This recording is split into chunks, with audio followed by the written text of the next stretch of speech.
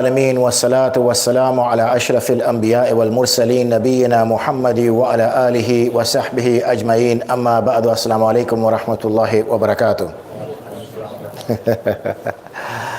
I spoke to the brothers downstairs. I said I spent about 5 hours in a car, tried to keep myself entertained, and then mashallah they put on such a dawah downstairs, so I've got now a full belly. And now, you know what happens when you've been in a car for such a long time and you now have a full belly?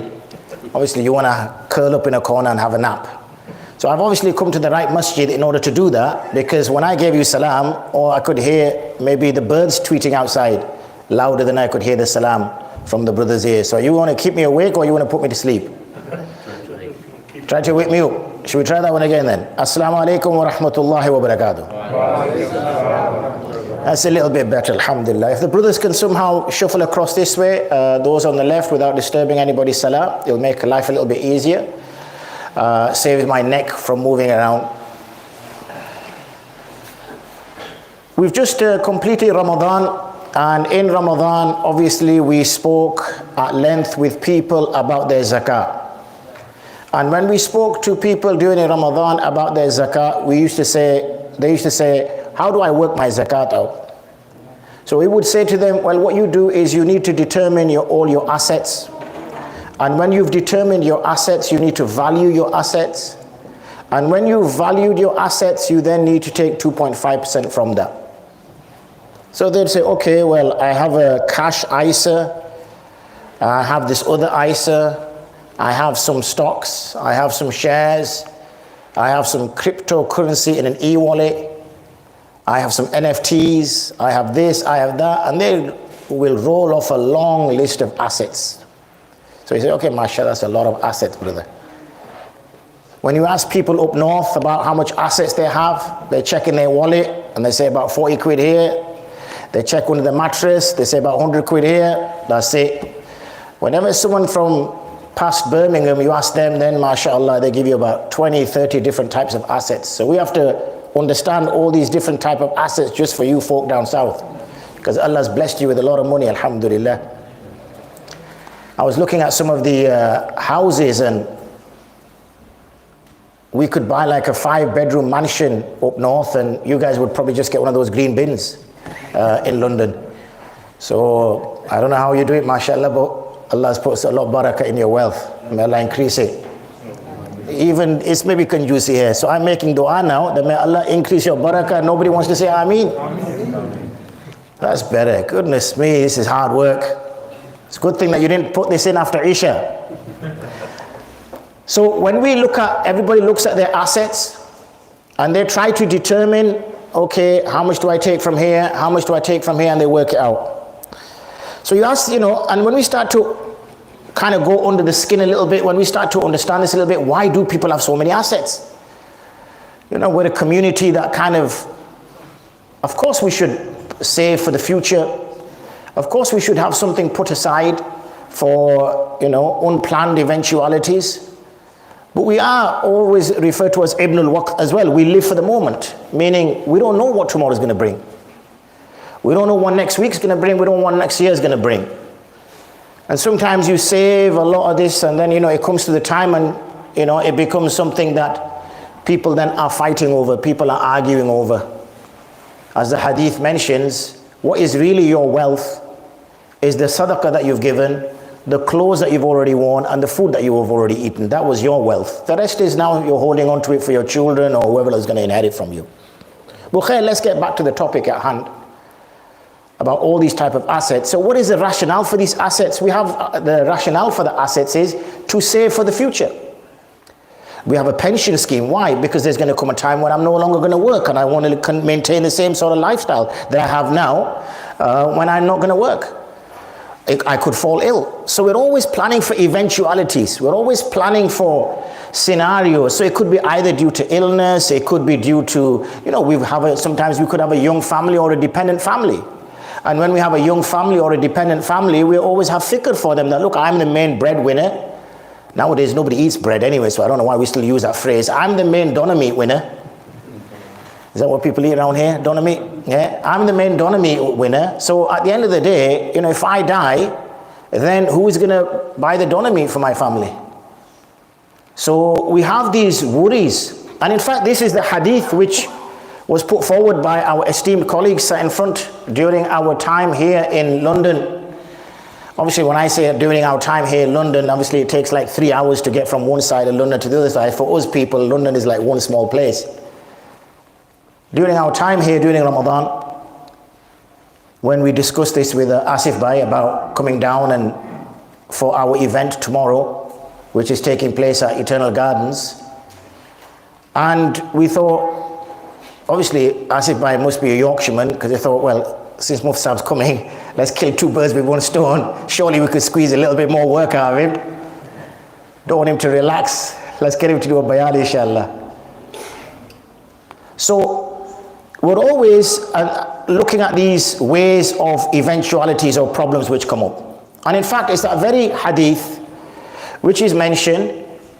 Imam Bayhaqi, rahimahullah ta'ala, collates it in his book, Shu'ab al-Iman, the branches of faith, under the topic of az-zuhd wa qasr al-amal. Yani about zuhd, and you know, that's the in joke at the moment, masjid az-zuhd. Yani zuhd, not focusing all your attention in the world, not making the world your main priority or your focus. Wa qasr al-amal is to minimize and reduce your expectations. The happiest person is the one with the least expectations. When people go into marriage with these inflated expectations, because unfortunately they've been watching Bollywood movies or something else, and they think that my wife and I, we're going to hold hands and run through Lister Park. Lister Park is a park in Bradford. And there's flowers there, and we're going to sing songs to each other, and we're going to change our outfit about 10 times during that song. And they think that's what marriage is. They think that's what marriage is. And when marriage doesn't live up to those expectations, those unrealistic expectations, they get upset. And they think something is wrong in their life. Similarly, when people are trying to look for a bride or look for a groom, you know, and nowadays you get all these WhatsApp groups and all this other stuff, you know, and people put down their expectations. You know, he's got to be 6'4", blue eyes, broad-chested, IQ of 160 plus, run the 100 meters in under 10 seconds, you know. Where are you going to find a man like that? And then he's got unrealistic expectations from her. I want her to have blonde hair. Oh, so you don't want to marry an Asian girl? Oh, I want to marry an Asian girl. Okay, how's that going to work? And blue eyes. And so again, expectation is not realistic. So then they're saying, oh, you know, I can't get married. Why can't you get married? Because this is what I'm looking for. And the brother looks at it and says, SubhanAllah, you've just described a Huri Ain. You ain't going to get that till Jannah. So you best just wait till you get to heaven, because that lady is going to be waiting for you in heaven.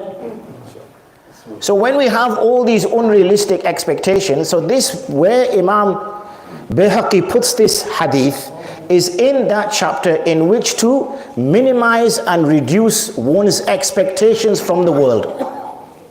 Do not expect things back. Do not have these high aspirations in the sense of, oh, I want this, I want that, I want this, and then your taqdeer is written, unfortunately, that you're involved in a car crash and you lose access to your legs.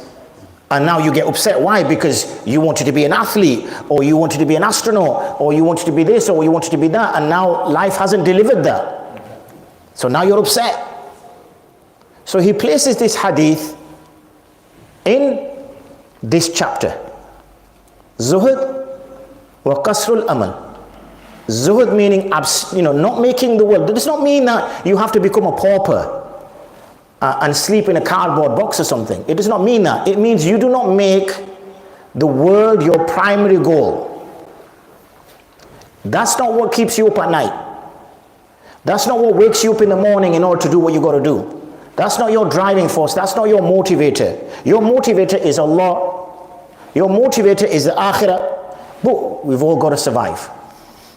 So in there, Abdullah ibn Abbas radiallahu anhu, a very famous Sahabi, highly intelligent, highly capable, highly pious, an extraordinary man, an extraordinary young man who became an extraordinary companion of the Prophet ﷺ, narrates this hadith from the Prophet ﷺ in which قال Rasulullah, in which the Prophet ﷺ says, اغتنم خمسا قبل خمس. Now if you look at the verb اغتنم, غنم, those are the root letters, and sheep are called ghanam, war booty is called ghanima, and ghanam meaning taking benefit, gaining something unexpectedly in some cases, prospering. So the Prophet ﷺ says, ikhtanim, take benefit from 5 before 5. Make sure these 5 assets that Allah has given you, you utilize before 5 events occur. Before 5 events occur, shababaka qabla haramik. Your youth before your old age. Wa sihhataka qabla maradik. And your good health before your illnesses and your diseases. Wa ghinaka qabla faqrik. And your wealth before you reach a state of poverty. Wa firaghaka qabla shughlika. And your time, where you have time on your hands before you are preoccupied. Wa hayataka qabla mautik. And your life before your death. These are the 5 he mentions, alayhi salatu wasalam. So let's try to unpack each one. The first one, alayhi salatu wasalam, mentions is your youth before haramik is extreme old age. Obviously a lot older than me, a lot older than the buzurgs here as well. Meaning that when we look back now at our youth, for some of us we have to look in the far distant with binoculars, sometimes even telescopes, because we try to remember how far back youth was. We sometimes have to look in the dictionary, youth, oh yeah, I remember that time. Because you're so far away. And we look back and we think, oh, you know, I wanted to be Hafiz of Quran. If only I did that during my youth. Oh, I wanted to be a scholar. I wanted to learn Arabic. Oh, if only I did that during my youth. Oh, if only I could understand what the Quran meant when the Imam Sahib stands on the Musalla. If only I knew what that meant. Oh, if I learned that when I was a child. I had such a good memory, you know. You learn so many things at school, you learn so many things at madrasa. Your mind is like a sponge, they say, when you're young. You can learn so many things. Instead, I was learning Michael Jackson songs, or I was learning Bollywood songs, or I was learning this, or I was learning that. I was learning all these other things which now are of no use to me. I could name you the football team for Liverpool who won the European League. I can even tell you what time the subs came on. I can tell you when the goals were scored. Is that any use to me now? If only I learned something which is useful to me now. And as the person, he reaches old age, he's struggling now to even remember the simplest of things. He starts to become forgetful. He starts to become forgetful. He starts to forget things. So this is an asset. Now remember when I started the short lecture, I mentioned that when we look at assets, they are always financial. The reason why you're doing the job you're doing 9 times out of 10 is because of financial reasons. Reason why you took up whoever did 7 years or 4 years or 5 years in university is so that you could get a better job. Whatever our motivation has been, it's always been financial. For what? For the reason that some situation arises that I am stuck for money. So our assets are all financial. However, what we don't understand is the value that you attach to those things which we are being given for free. Now, even though we've been given them for free, in reality, there is a responsibility that we have to fulfill. For example, a person might say, no, but money is more important than anything. Is it really? There's a possibility that every single one of us in this room could earn £1 million. But if your mother has passed away, the possibility of your mother smiling at you, you will never get, even if you had £1 billion or £1 trillion. To be able to take your mother's hand in your hand, to look at her, to make her smile, to make her laugh, people would give a lot of money for that. But you cannot buy that. Allah has given you that. So the hadith is trying to make us understand that those things which we think we've got for free, and that's why we don't value them, in reality they are the most expensive things because they are priceless. Sometimes when you add the word less to something, it means come. But this priceless is something which you cannot add a price to, and that's why we shouldn't necessarily call it free, we should call it priceless.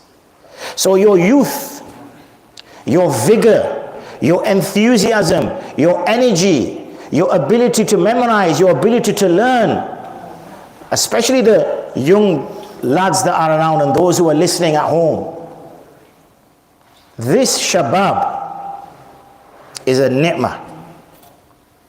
And you will not realize it now. Ask those with the white beards around you. You'll only realize it when you get to where they are and they look back at their youth. So utilizing one's youth, how do we utilize our youth? What is it we're doing with our time? Because that's really what youth is, isn't it? What about the ability to learn, the ability to do things? For example, now we see, unfortunately, as we get older, some of us now having to use a chair to pray. That ability to place your face on the ground to Allah has now gone. The ability to make sajda by placing the face on the ground, whereas a youngster, you could, pray 300 rakats nafil. No problem at all. You could stand the whole night in prayer. No problem at all. Now, we do 3 rakats, 4 rakats, the knees are already shaking. Already the effects of Taraweeh, we've forgotten that we could stand for an hour and a half, 2 hours. That's already gone. Now standing for 3 minutes, 5 minutes, 10 minutes is difficult. So that opportunity to fast in the long days of summer, to stand in the night in prayer, to have the energy to make a change in our community, because the activism tends to come from our youth. You're seeing now on the university campuses in America, it's the young people that are standing up to oppression. It's the young people that want to be heard. They're the driving force. Change has always come from the young. It's always come through the wisdom and advice of the elders, but change has come from the young. The energy has come from the young. So the Prophet ﷺ is saying is, ikhtanim, take advantage, utilize, make good use of your youth before you reach old age. And something which goes hand in hand, not always, but something which goes hand in hand is health. Another thing which we've been given for free, which we don't value. Ask the person who's now struggling to see and has to change like 3 or 4 pairs of glasses in order to read things, from short sight to long sight to this to that, the other, about the value of eyes. About the value of eyes. The ability to see. The ability to think, the ability to write.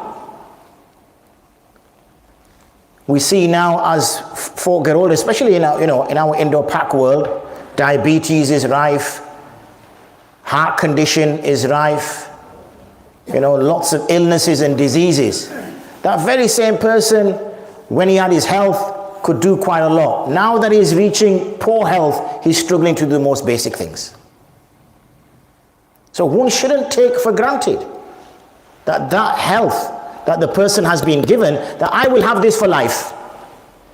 This is something that is not going to finish.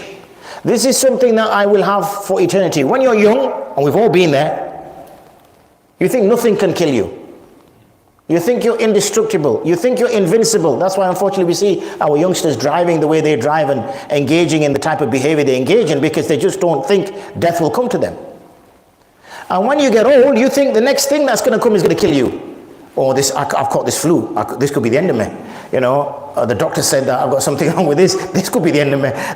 Everything, the mortality rate for anything that the doctor says goes straight through the window. And yet, when the person is young, nothing disturbs him. You know, he's driving 130 miles an hour in a 30 zone with no seatbelt on, with balloons of air and all the rest of it, and he thinks he's going to live forever. And this other guy's thinking, you know, if I go outside, I might get run over.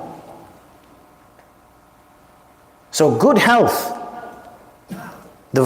utilizing that good health, that's an asset which one shouldn't take for granted.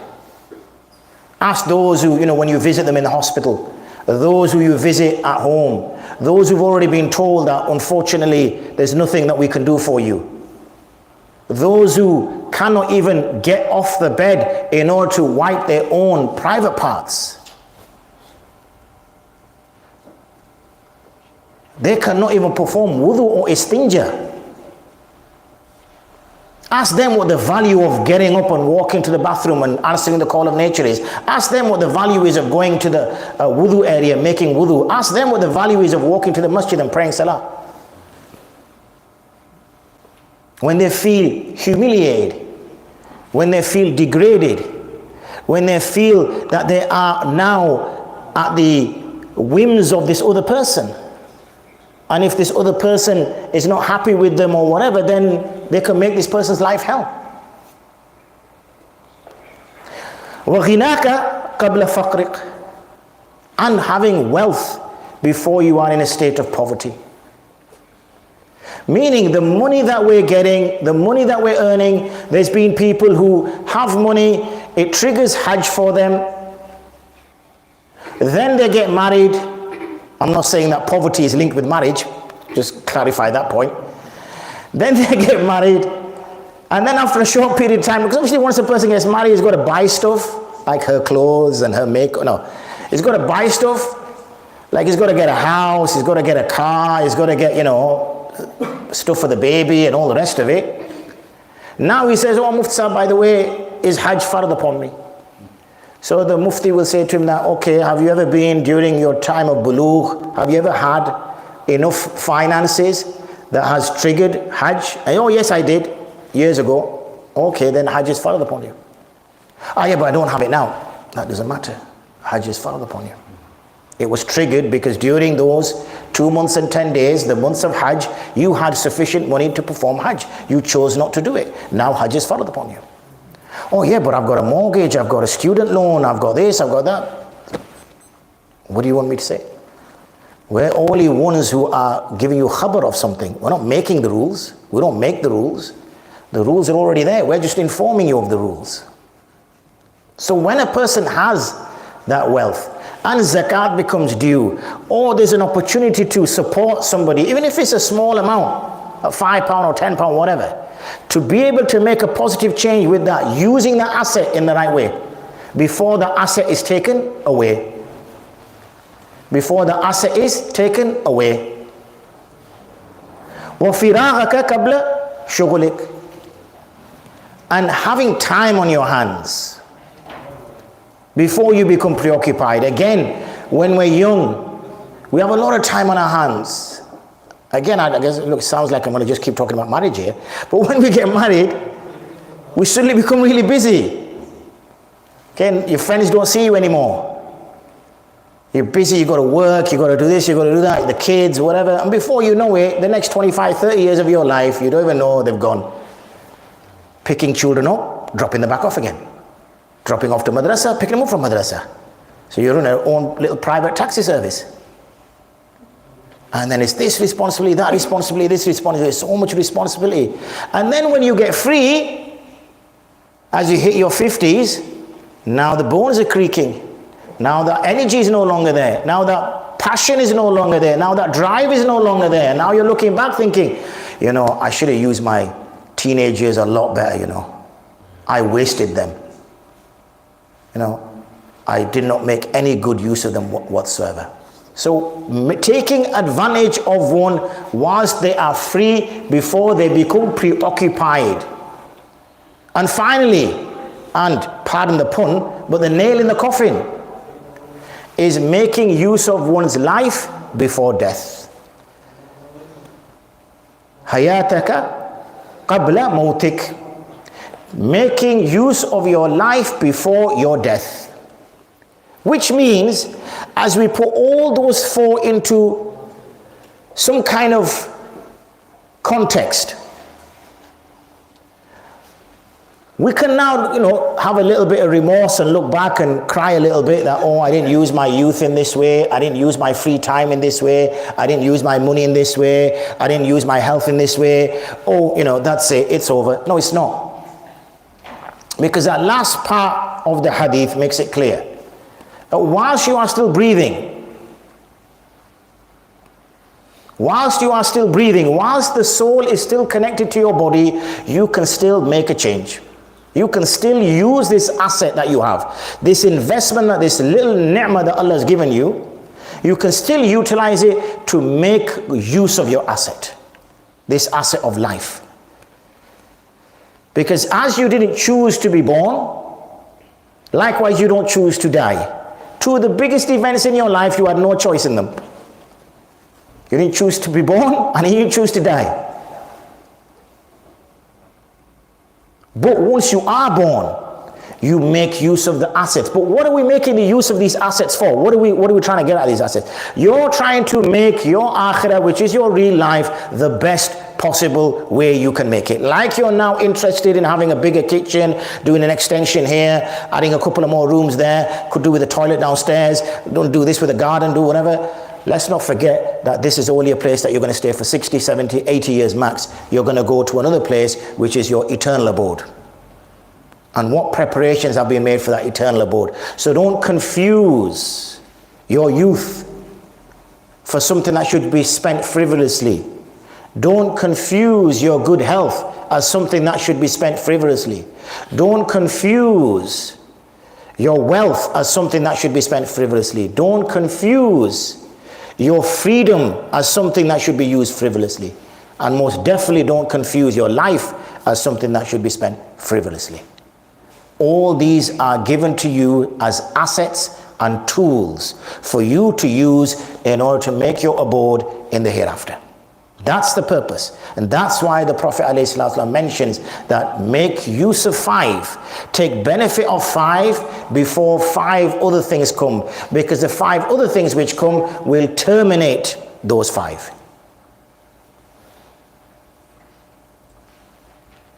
So as I draw close, it's time to kind of, in our own minds for now, to kind of ponder over how best, it's good listening to lectures. It's good listening to lectures because we learn something. I share with you what I've learned from my teachers. I share with you what I've learned from books. But it's pointless if after this there's no plan, there's no strategy, there's no, what am I going to do with this information? What am I going to, where is this going to take me? What can I do? How can I benefit this? Some of us are fathers. How can I benefit my children with this now? What could I do for them that becomes something useful for them? What experience do I have that I can now share with them so that they make the right decisions? How do I make an environment in my house so that my children do listen to me? How do I make that environment in my house? How do I make it such that giving advice and listening to advice is something which is supported in my home, something which is celebrated in my home, not something which is seen as a put down, that if someone shares good advice, that someone feels that they've been belittled, that they've been humiliated. That's for each and every one of us. Each and every one of us is responsible for that. As soon as we reached Bulugh, we were given that responsibility. It's for us now to use these assets and plan them accordingly. May Allah subhanahu wa ta'ala give tawfiq to me and to all that was listening to what has been said. Ameen wa akhiru da'wana and alhamdulillahi rabbil alameen. Assalamu alaikum wa rahmatullahi wa barakatuh.